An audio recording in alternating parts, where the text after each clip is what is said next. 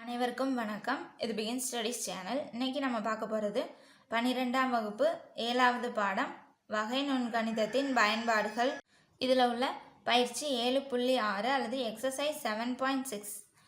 இதில் உள்ள 1வது கணக்கு தான் இந்த வீடியோவில் நம்ம பார்க்க போகிறோம். அதில் உள்ள சப்டிவிஷன் 2. ஓகேவா? கணக்கில் என்ன கொடுத்துருக்காங்கன்னு பார்த்துடலாம். இந்த இருக்குது பயிற்சி 7.6. இதில் உள்ள 1வது கணக்கு என்னன்னு பாருங்கள். கீழ்காணும் சார்புகளுக்கு கொடுக்கப்பட்ட இடைவெளிகளில் மீப்பெரு மற்றும் மீச்சிறு அறுதி மதிப்புகளை காண்க. இதில் உள்ள இந்த 2வது சப்டிவிஷன் இந்த கணக்கு தான் இந்த வீடியோவில் நம்ம பார்க்க போகிறோம். எப்படின்னு பார்க்கலாம். நம்ம என்ன கண்டுபிடிக்கணும்? மீப்பெரு பெரும மதிப்பையும் மீச்சிறு சிறும மதிப்பையும் கண்டுபிடிக்கணும். அதுக்கு இப்போ ஃபஸ்ட்டு நம்ம என்ன பண்ணோம் அப்படின்னா எஃப் டேஷ் ஆஃப் எக்ஸ் கண்டுபிடிக்கணும். அதாவது எஃப் ஆஃப் எக்ஸை ஒரு தடவை வகைப்படுத்தணும். ஓகேவா? இப்போ டிஃப்ரென்ஷியேட் பண்ணுறோம். இந்த 3 வந்து கான்ஸ்டன்ட், அதை அப்படியே வச்சுக்கிறோம். எக்ஸ் பவர் 4 டிஃப்ரென்ஷியேட் பண்ணால் என்னது? 4 இன்ட்டு எக்ஸு க்யூப். ஓகேவா? மைனஸ் 4 வந்து கான்ஸ்டன்ட், அது அப்படியே இருக்குது. எக்ஸு க்யூப் அதை டிஃப்ரென்ஷியேட் பண்ணோம் அப்படின்னா 3 இன்ட்டு எக்ஸு ஸ்கொயர். ஓகேவா? இப்போது 3 இன்ட்டு 4 என்னது? முன்னாங்க 12 x cube minus 4 into 3 3 12 X square. இதுதான் நம்மளோட எஃப் டேஷ் ஆஃப் எக்ஸ். அடுத்து நம்ம என்ன பண்ணணும்னா f dash of x equal to 0 அப்படின்னு நம்மளாக எடுத்துக்கணும். எடுத்துக்கிட்டு எக்ஸோட மதிப்பை கண்டுபிடிக்கணும். எஃப் டேஷ் ஆஃப் எக்ஸுங்கிறது நம்மளுக்கு என்னது? 12 into x cube minus 12 X square equal to 0. ஓகேவா? இப்போது நம்ம 12ஐயும் இது ரெண்டுலையும் ஏதோ எக்ஸு க்யூப் இருக்குது, இங்கே எக்ஸு ஸ்கொயர் இருக்குது. ஸோ நம்ம எக்ஸு ஸ்கொயரை வந்துட்டு காமனாக எடுத்துடலாம். அப்படி எடுத்தோன்னா இங்கே மீதி என்ன இருக்கும்? எக்ஸ் மட்டும் இருக்கும். இங்கே மைனஸ், இங்கே என்ன இருக்கும்? எதுவுமே இருக்காது. 12 எக்ஸு ஸ்கொயரை அப்படியே எடுத்துட்டோம். ஸோ 1 இருக்கும் ஈக்குவல் டு 0. இப்போ என்னன்னா இந்த டேர்ம் 0வாக இருக்கலாம், அப்படி இல்லாட்டி இது 0வாக இருக்கலாம். அப்படி தானே?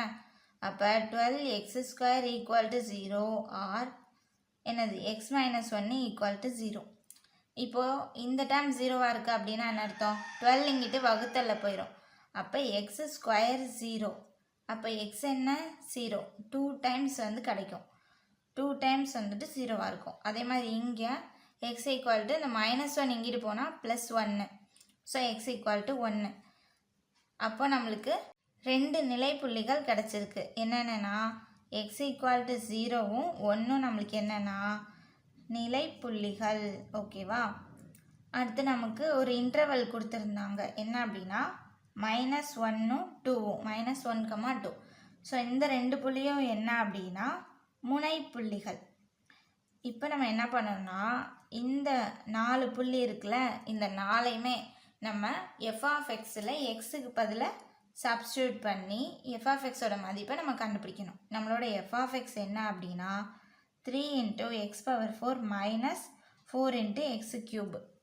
இப்போ இதில் நான் ஃபஸ்ட்டு எக்ஸுக்கு பதிலாக 0 அப்படின்னு சப்ஸ்டியூட் பண்ணுறேன். அப்போ எஃப் ஆஃப் 0 என்னது? நம்ம எக்ஸுக்கு பதிலாக 0 போட்டால் என்ன ஆயிரும்? 3 இன்ட்டு 0, இங்கே 0 ஆகிடும். இங்கேயும் 0 போட்டால் 0 ஆகிடும். ஸோ எஃப் ஆஃப் 0 எத்தனை? 0. அடுத்து எக்ஸுக்கு பதிலாக 1 அப்படி போட்டோன்னா எஃப் ஆஃப் 1 என்னது? எக்ஸுக்கு பதிலாக 1ன்னு போடுறேன். அப்போ 3 இன்ட்டு எக்ஸுங்கிறது 1 பவரில் 4 மைனஸ் 4 இன்ட்டு எக்ஸுக்கு பதிலாக 1 க்யூப். 1 பவர் 4 1 தான். 3 இன்ட்டு 1 3 தான். ஸோ என்னது? 3 மைனஸ் 4 இன்ட்டு இங்கே 1 க்யூப் 1 தான். 4 இன்ட்டு 1 4. ஸோ 4. அப்போ என்னது? 3 மைனஸ் 4 மைனஸ் 1. அடுத்து இப்போது எக்ஸுக்கு பதிலாக -1 அப்படின்னு சப்ஸ்டியூட் பண்ணுறேன். அப்போ எஃப் ஆஃப் -1 3 இன்ட்டு எக்ஸுக்கு பதிலாக -1 பவர் 4 மைனஸ் 4 இன்ட்டு எக்ஸுக்கு பதிலாக -1 பவரில் 3. அப்போது 3 இன்ட்டு நமக்கு -1 4 தடவை 4 டைம்ஸ் பண்ணோம் அப்படின்னா நமக்கு அது +1 ஆகிடும். மைனஸ் 4 இன்ட்டு -1 3 தடவை க்யூப் பண்ணோம் அப்படின்னா அது -1. ஸோ இப்போ நமக்கு என்ன இருக்குன்னா 3 இன்ட்டு 1 3 மைனஸ் இந்த ஒரு மைனஸ் சேர்ந்து என்ன ஆயிரும்? ப்ளஸ் ஆயிரும். +4. ஸோ என்னது? 7.